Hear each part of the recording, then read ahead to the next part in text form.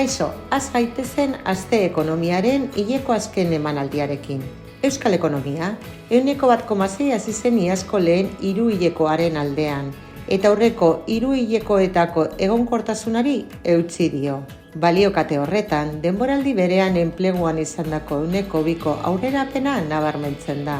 Bestalde, otsailean, etxebizitzen salmentakia puntuta erdi egin zuen gora 2023ko hilabete beraren aldean. Horrela, aurreko hilabeteetan, erregistratutako balio negatiboak alde batera utzi dira, egungo interes tasa altua gora behera. Eta azkenik Euskal Hoteletako ostatu gauen berri ematen dugu. Gora egiten jarraitzen baitute, lehen hiruhilekoan aurrekaririk gabeko erregistroa lortu zuten. Euskadi turismo helmuga gisa duen harrera onaren isla da, urte arteko tasan izandako 9%ko igoera. Hurrengora arte.